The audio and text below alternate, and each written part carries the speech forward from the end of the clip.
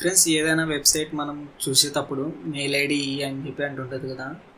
అటువంటప్పుడు మనము ప్రతి చోట మన మెయిల్ ఐడి ఇవ్వడం సేఫ్ కాదనమాట.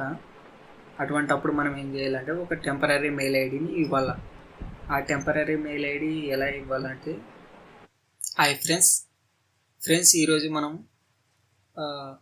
ప్రతి చోట మన మెయిల్ ఐడి ఇవ్వకుండా ఒక టెంపరీ మెయిల్ని ఎలా ఇవ్వచ్చో తెలుసుకుందాము. ఒక మెయిల్ ఐడి ఉంటుంది అనమాట. 10 minutes మాత్రమే ఉంటుంది. అది కావాల్సింటే ఎక్స్టెన్షన్ చేసుకోవచ్చు. ఆ మెయిల్ ఐడి యూజ్ చేసి మనం ఆ సైట్ని ఓపెన్ చేసి చూసుకోవచ్చు అనమాట. ఇప్పుడు ఆ సైట్ గురించి తెలుసుకుందాం. ఈ వెబ్సైట్ గురించి తెలుద్దాం. 10 minutes మెయిల్ అనమాట. టైప్ చేసి కొడితే ఇట్లా వస్తుంది పైన 10minutesmail.com.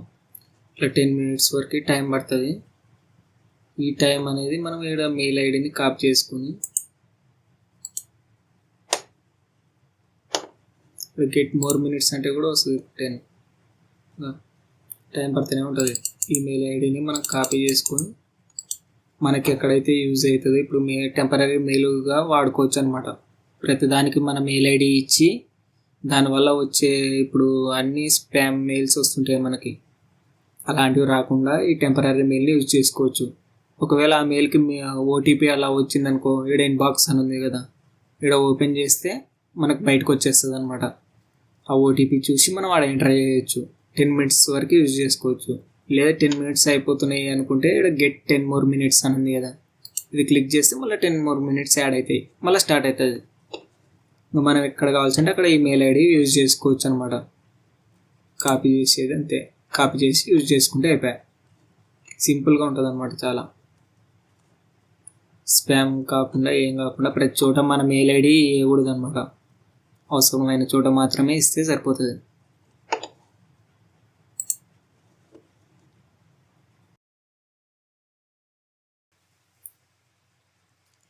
ఫ్రెండ్స్, నా వీడియో కనుక మీకు కొంచెమైనా యూస్ఫుల్ అయి ఉంటే దయచేసి లైక్ చేయండి.